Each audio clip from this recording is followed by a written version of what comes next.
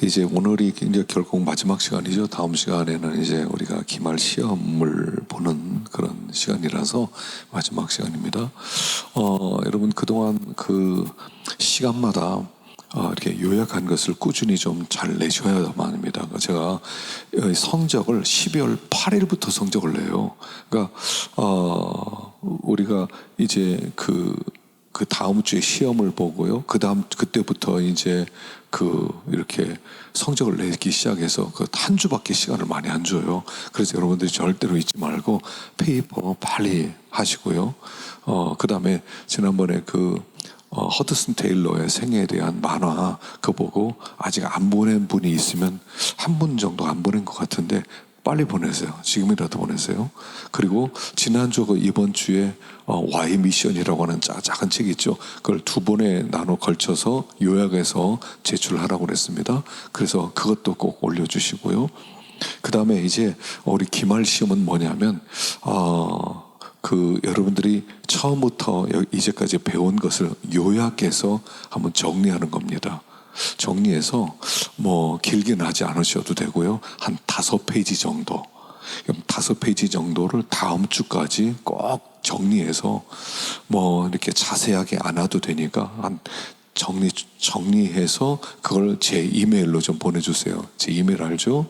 matt2030 matt2030입니다. 그래서 거기로 꼭 보내주시기 바랍니다. 나중에 보면 꼭 안 보낸 분이 있어요. 안 보내요. 신학생들이 좀 성실했으면 좋겠는데 안 보내요. 성적을 줘야 되겠는데, 그래서 여러분 성적을 잘 주고 싶은데 성적을 안 보내요. 여러분 그건 여러분들이 아무리 바빠도 핑계 못 대는 겁니다. 하나님이 지금 나에게 공부하라는 기회를 주셨는데 페이퍼를 안 내는 것은 여러분들이 얼마나 바쁜지는 모르겠지만 뭐 특별히 뭐 중환자실에 들어가 있다든가 교통사고 나서 뭐 입원해 있다든가 그렇지 않는 이상 뭐 주변에 아내나 뭐 어머니가 뭐 중환자실에서 자기가 간병을 해야 된다 뭐 이런 특별한 거 외에는 반드시 좀 빨리 하세요. 그래서 저로 하여금 발 동동 구르지 않도록 여러분 할 수 있으면 다음 주까지 여러분들이 숙제를 꼭 해주세요. 성적은 출석입니다. 출석으로 하고요. 중간에 듣다가 그만두면 여러분 안 들은 것처럼 되니까 처음부터 끝까지 꼭 들으셔야 되고요. 그 다음에 시간마다 나눠드렸던 요약 여러분들이 길지 않지만 요약을 꼭 해주시고요. 그 다음에 허드슨 테일러 책 요약해서 저에게 보내주시고 그 다음에 Y 미션 지난주와 이번 주에 나가는 그 요약을 여러분들이 해서 꼭 보내주시고 그리고 이제 다음 주까지 이제까지 배운 공부를 여러분들이 정리를 한번 해서 한번 읽어본다는 의미로 정리를 해서 저희 이메일로 꼭 보내주세요. 그래야 제가 따로 여러분께 전화를 드리지 않을 것입니다. 그러니까 여러분 이제까지 이렇게 온라인으로 수업을 하다 보니까 참 굉장히 한계성이 좀 많이 있었죠. 소통도 안 되고 또 이렇게 만나지도 못하고 이런 비정상적인 어떤 수업이었는데 그럼에도 불구하고 여러분들이 공부했던 부분들 꼭 한 번씩 저에게 보내주시면 그 다음에 성적을 바로 낼 수 있도록 그렇게 하겠습니다. 이제 오늘 결론, 총정리를 간단하게 한번 해보겠습니다. 자, 선교의 뿌리가 뭔가부터 시작해 보십시다. 선교의 뿌리. 우리 선교를 왜 해야 되겠습니까? 십자가죠. 하나님의 구원 때문입니다. 하나님께서 예수 그리스도를 보내주시고 십자가에 죽으셨어요. 그리고 이렇게 말씀하셨습니다.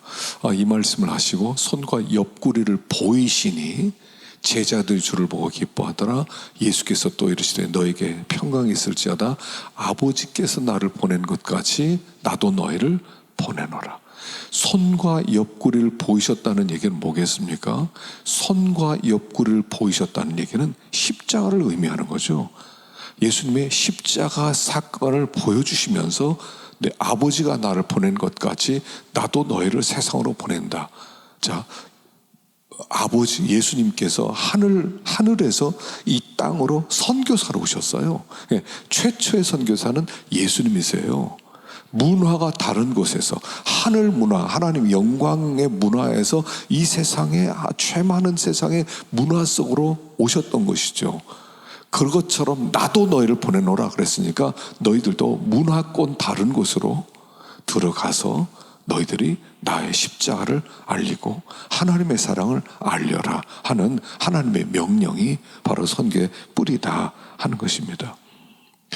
내가 받은 구원, 내가 만난 하나님, 그 내가 만난 하나님, 그 하나님을 문화가 다른 곳에서 모르는 사람에게 전하는 것, 그게 선교죠. 그러니까 여러분, 우리는 롯 같은 존재예요. 소돔과 고모라가 유황불로 멸망할 때 하나님이 롯에게 그를 전격적으로 건져서 소돔 고모라 땅 바깥으로 그를 꺼내줍니다. 자, 그리고 나서 소활성으로 들어가서 그 역할이 뭐겠습니까? 왜 그를 살려줬습니까? 거기에서 왜 소돔 고모라가 멸망했는지, 어떻게 해야 멸망당하지 않는지 증인이잖아요. 증인으로서 여러분, 소돔과 고모라가 망했는데 유일하게 살아난 사람들이 우리 가족입니다. 여러분, 이제 여러분들 사는 걸 보니까 머지않아 여기도 유황불이 떨어질 것 같습니다. 여러분, 빨리 회개하십시오. 이렇게 사시면 안 됩니다. 하나님을 두려워해야 됩니다. 이걸 증인되라고 소돔과 고모라에서 그를 건지신 거예요. 근데 롯이 어떡하죠? 소활성을 보니까 이 사람들도 죄가 많아요. 이 사람들을 멸망당할 것 같아요. 그러니까 산으로 도망친 거예요. 왜냐하면 소활성 망하더라도 우리 죽지 않아야 되겠다. 그리고 증인 노릇을 하지 않은 거지요. 증인 노릇을 하지 않고 그리고 산으로 들어가 버렸어요. 나만 살겠다고. 선교 안 한 거죠. 복음을 증거하지 않은 거죠. 하나님께서 이 롯을 어떻게 심판하실지 모르겠어요. 뭐라고 책망하셨을지 모르겠어요. 근데 우리가 지금 예수를 믿었다는 것은 이 땅이 불로 멸망할 텐데 우리는 하나님의 은혜로 건진받은 사람이고, 이제 그 은혜를 사람들에게 전하라고. 우리의 존재 자체가 증인이잖아요. 그러니까 마귀는 그걸 싫어하죠. 증인을 죽이려고 그러는데 우리의 사명은 그들에게 철저하게 있었던 일, 있게 될 일을 선포하는 것이 우리의 역할이다 하는 것입니다.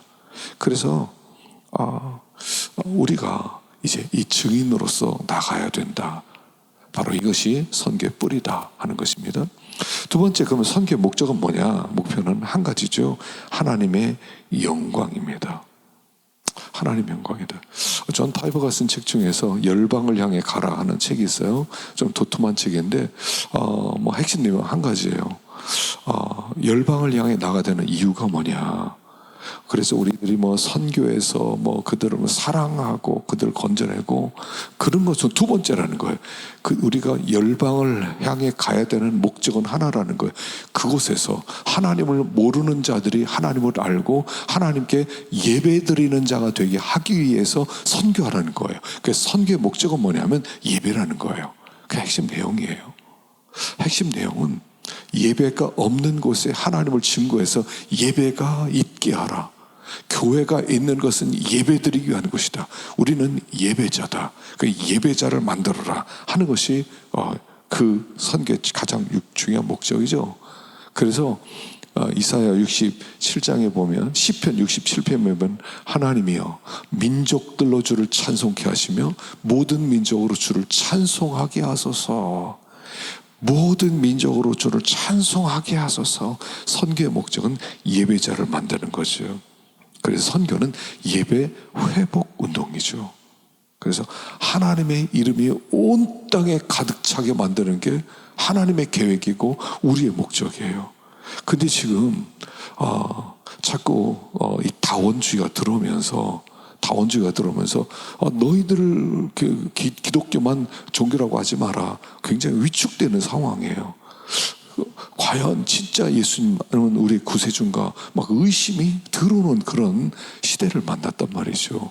그래서 우리 최근에 하나님께 영광 돌리는데 그 방법은 예배다 하는 것입니다. 두 번째는 하나님을 영화롭게 하고, 두 번째는 뭐냐면 그를 누리는 겁니다.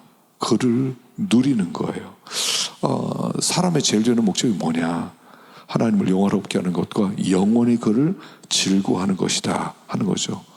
여러분, 하나님을 누리라는 거예요. 성도들은 이 선교를 통해서 진정한 기쁨의 회복이죠. 사람들이 기뻐할 수 있는 사람이 되게 하라는 거예요. 기독교는 기쁨의 종교입니다. 그래서 복음을 받고 예수를 믿으면 10년 가운데 기쁨이 들어오는 거예요. 여러분, 언제가 가장 기뻤습니까? 사랑받을 때 기쁜 거예요. 그 사랑받을 때 기쁨. 누군가 나를 너무 사랑한다. 여러분, 생각만 하더라도 얼마나 그 가슴이 벅찹니까? 사랑받는다. 처음에 이렇게 결혼하기 전에 이렇게 이제 남녀 관계 썸을 타다가 어떤 자매가 나에게 눈길을 자꾸 줘요. 근데 그 자매가 굉장히 내 마음에 들고 참 예쁘고 내가 평소에 참 마음속으로 이렇게 썸을 탔는데 좋아했는데 짝사랑한 마음이 있었는데 그 자매가 나 마지막에 한잔 마시자 그래서 마시는데 내가 당신을 굉장히 오랫동안 연모했습니다. 가슴에 품고 있었습니다. 여러분, 그 고백 들었을 때 그날 밤에 잠이 올 것 같아요. 가슴이 뛰고, 저 여자가 나를 이렇게 사랑했다니, 저 남자가 이렇게 나를 사랑했다니, 공중에 붕붕 떠 있는 것 같은 그런 기쁨이죠. 하나님이 나를 이렇게 사랑했다니, 와, 하나님 나를 이렇게 기뻐한다니, 이제까지 받아보지 못한 사랑, 영원히 나와 함께 살기를 원하신다니, 그걸 누리는 거예요. 그 기쁨, 아버지 기쁨을 누리는 거죠. 그래서 하나님의 최고의 목표는 우리들이 하나님이 우리를 얼마나 사랑하는지 알고 하나님 기쁨을 누리게 하는 것이다 하는 것입니다. 자, 세 번째, 선교의 명령을 우리에게 주셨습니다. 이게 성도의 정체성이죠. 마가복음 16장 15절을 보면 또 이르시되 너희는 온 천하에 다니며 만민에게 복음을 전파하라. 믿고 세를 받는 사람은 구원 얻을 것이요 믿지 않는 자는 정죄를 받으리라. 이러면 이게 얼마나 어마어마한 말이에요. 온 천하에 다니며 만민에게 복음을 전파라는 예수 그리스도의 명령이고요. 근데 이게 얼마나 어마어마하냐면 믿고 세례를 받으면 구원을 얻는데 믿지 않는 사람은 정죄를 받는데 그게 나에게 달려있대요. 한 사람이 구원을 받고 영원의 생명을 누리는 것과 한 사람이 구원을 받지 못하고 정죄를 받고 멸망을 받는 그 중요한 것이 나에게 달렸대요. 이게 어마어마한 하나님의 명령을 우리에게 주셨다는 것입니다. 그래서 이 선교는 뭐냐면 우리 정체성이에요. 존재 목적이에요. 이 땅에 현존해야 되는 이유예요. 우리가 자꾸 너무 바쁘고 먹고 사는 게 급하고 가족을 양육하고 하다 보니까 이 가장 중요한 목적을 잃어버리고 살아요. 우리의 정체성은 나에게 많은 생명이 달려있다 하는 것입니다. 그래서 하나님께서 우리를 이 땅에 남겨두심으로 말미암아 이 어마어마한 사람들에게 영혼을 나눠주는 이 큰 사명을 감당하라고 우리를 두셨다 하는 것이죠. 그래서 이것은 지상 최대 명령입니다. 첫째는 지상 최대 명령이죠. 마태복음 28장에 너희는 가서 모든 족속으로 제자를 삼으라 하죠. 아버지께서 하늘과 땅의 권세를 내게 주셨으니 권세자로 너에게 명한다. 너희는 가서 모든 족속으로 제자를 삼으라. 이게 지상 최대 명령이라고 그랬어요. 어느 누구도 우리에게 명령을 내릴 수 없습니다. 어느 누구도 이 세상에 우리는 자연이죠. 누구도 나에게 명령을 내릴 수 없는 자유가 있어요. 그런데 예외 없이 하늘과 땅의 권세를 가지신 분이, 우리를 심판하실 분이 우리에게 주신 명령이에요. 너는 가서 모든 족속으로 제자를 삼아라. 아버지와 아들과 성령으로 세례를 주라. 내가 너에게 분반 모든 것을 가르쳐 지키게 하라 하는 명령형으로 나왔다는 거죠. 그래서 우리는 지상 최대 명령이 우리에게 주어졌다는 것을 우리가 알아야 돼요. 그래서 우리 모든 사람은 다 선교사죠. 우린 계획을 세워야 됩니다. 어떻게 갈 것인가. 그래서 보내든지 가든지 하라고 그랬죠. 보내든지 가든지 계획이 있어야 돼요. 옛날 모라비안 교도들이요, 모라비안 헤르누트 공동체에서 그들이 했던 일이 뭐냐면 모여서 다 선교사로 나가는 거예요. 그래서 이때 그 모라비안 교도들이 나갔던 선교사들은 아주 굉장히 아주 열악한 지방으로 갔어요. 뭐 아프리카, 뭐 인도, 뭐 저기 남미, 막 이렇게 먼 곳으로 가요. 그리고 거기서 복음을 증거해요. 그리고 여기 있는 사람들 그를 후원을 해요. 그리고 거기에 나간 사람들이 그들이 일하면서 또 복음을 증거해요. 그러다 풍토병에 걸려 죽었다는 소식이 몇 년이 들어오면 거기서 그 자리를 또 누군가 대신 가요. 가는 걸 너무 정상적으로 생각해요. 나는 부름을 받지 않았는데 난 못 가는데, 나는 그런 게 아니라 그냥 다 그들이 이 헤르누트 공동체가 지금도 있거든요. 이제 헤르누트 공동체가 지금도 있는데 그들이 모여서 하는 일이 뭐냐면 예배를 드리고 항상 갈 준비하는 거예요. 언제 가지? 언제 가지? 일을 하는 거예요. 이 사람들은 근데 자비량 선교를 위해서 꼭 어떤 기술을 가지고 있어요. 뭐 수공업, 뭐 나무 이렇게 목수 같은 거, 뭐 이런 것들에서 먹고 사는 준비가 돼 있어요. 그래서 누가 인도에서 사회가다 죽었습니다. 다음 누구 가시오? 그럼 예 하고 그냥 짐꾼에서 그냥 가게 돼 있어요. 그게 우리들이라는 거예요. 저는 부름 받은 적이 없는데요. 아무도 핑계 댈 수 없어요. 옛날에 정민영 선교사님이라고 위클리프 선교회에서 이리한 자에서 사역하다가 오셔서 우리에게 간증해 주면서 이런 얘기가 돼요. 여러분 다 가세요. 우리 켈빈 신학교에서 미국에서 공부할 때 그분이 이제 한인교회 와서 이렇게 설교하시면서 우리 신학생들이 한 3분의 1쯤 됐거든요. 교인의 3분의 1은 켈빈 신학교 학생이었어요. 이렇게 도전하더라고요. 여기는 신학생들, 하나님이 넌 특별히 한국에 있어라 라는 명령 받은 사람 빼놓고 다 가라. 아무런 명령 못 받은 건 가라는 명령이다. 예외 없다. 그렇게 도전을 하더라고요. 가라고. 너 특별히, 넌 진짜 한국에서 목회해야 될 사람이야 라고 하는 진짜 그런 사명 받은 사람, 특별히 꿈속에 나타난 넌 진짜 한국에 있어야 돼 라는 명령을 듣지 못한 사람은 무조건 가야 돼요. 이게 하나님의 명령이에요. 근데 이걸 순종했던 사람이 모라비안 교도죠. 그러니까 이 모라비안 교도는 현대 선교의 아버지였던 윌리엄 캐리보다 훨씬 더 전부터, 200년 전부터 이 사역을 했던 사람들이었던 거예요. 지상 최대 명령이라는 것입니다. 두 번째는 심판대를 기억해야 돼요. 디모데후서에는 하나님 앞과 산자와 죽은 자를 심판하실 예수 그리스도 앞에서 그의 나타나실 것과 그의 나라를 두고 엄히 명하노니 나는 말씀을 전파하라. 때를 얻든지 얻지 못하든지 항상 힘써라.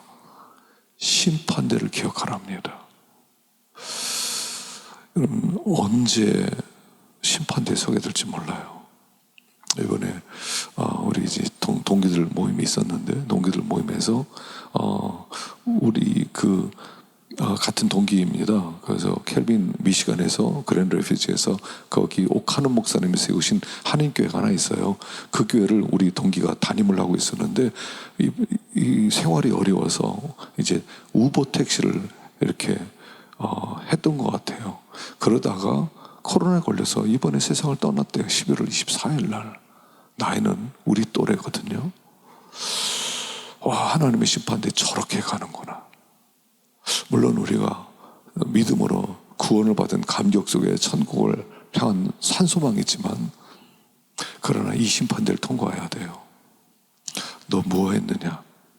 옛날에 뭐 신성정 목사님이 내가 본 천국 뭐 그걸 간증하고 다녔는데 전 별로 듣진 않았어요. 근데 어떤 분이 듣고선 이런 얘기 해주더라고요.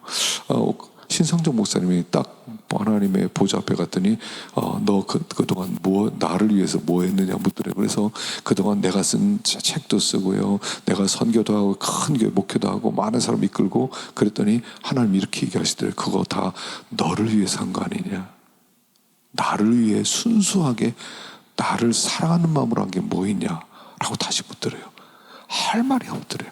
내가 했던 모든 일을 돌아보니까 결국 나를 위해서, 먹고 살기 위해서, 내 이름을 위해서, 자존심을 위해서, 체면을 위해서 했더라는 거예요.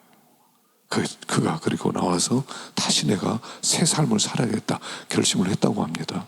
전 들어보지는 않았지만 그분이 그렇게 전해주더라고요. 심판대를 기억하세요. 예수님께서 그 문화비유가 있죠. 누가복음 19장에 보면, 누가복음 19장에 앞부분에는 삭개의 얘기가 나와요. 두 번째는 문화비유가 나와요. 왕위를 받아가지기 위해서 한 문화씩 나눠줘요. 내가 올 때까지 장사해라. 그런데 그 장사로 할 때 한 문화 받은 사람이 10문화 만들고 또 5문화 만들었는데 마지막 한 문화 받은 사람이 나는 이 한 문화를 감추어뒀습니다. 그래서 하나님의 책망을 받아요.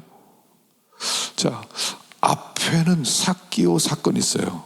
하나님의 구원 얘기가 있고요. 그 다음에 구원받은 자는 장사하라는 얘기예요. 장사는 충성하라는 거예요. 전심을 다하라는 거예요. 근데 한 문화 가진 사람이 장사를 안 했어요. 남기질 않았어요. 그래서 하나님이 책망하는 얘기가 나오죠. 구원받았는데 책망을 받고 바깥 어두운 데 던진다? 그 무슨 얘기겠어요?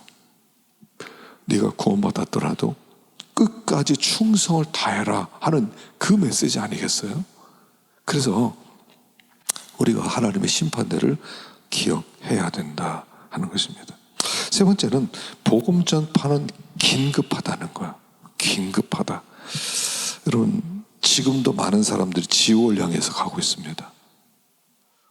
하루에 한 20만 명씩, 20만 명씩 죽는다고 그러죠. 20만. 우리나라 인구의 20만 명이 매일매일 죽는데요. 코로나 말고 20만 명씩 죽어간대요. 굉장히 많은 숫자가 죽어가는 겁니다. 맞는 얘기인지 모르겠는데 어쨌든 간에 굉장히 많은 사람이 죽어가고 있어요. 그래서 우리들이 정말 하나님 앞에 섰을 때 과연 어떤 삶으로 서게 될지 우리가 생각해야 된다는 것입니다. 어떤 사람이 될지를 생각해야 돼요.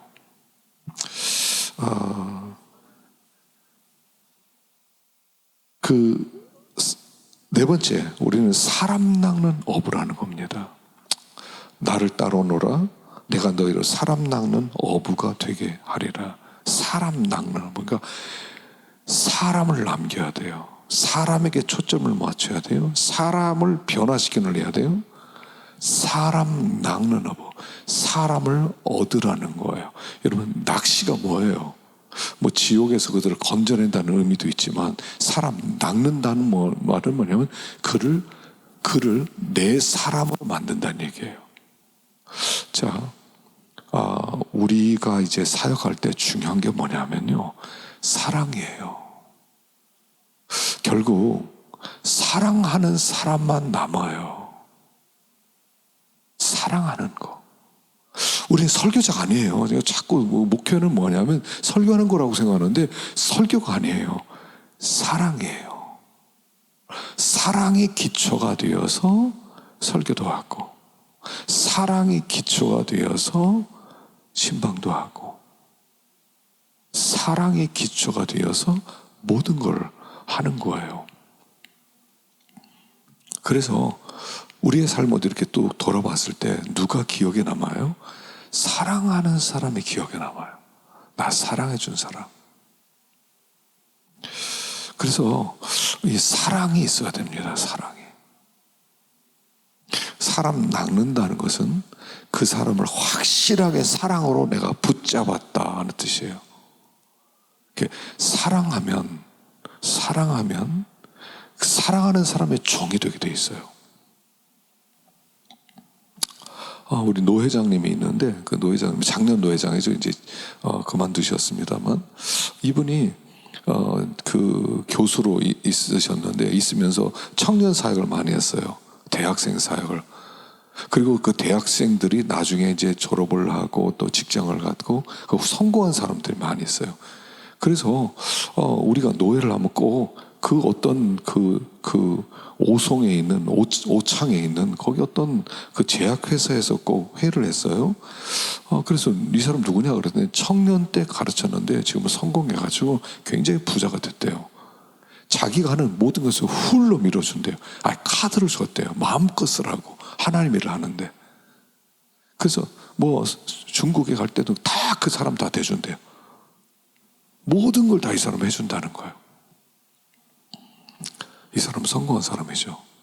사랑해서 사랑받은 사람이 종이 된 경우죠. 사람 낚는 어부예요. 자, 다섯 번째, 잠깐 쉬었다 갈까요?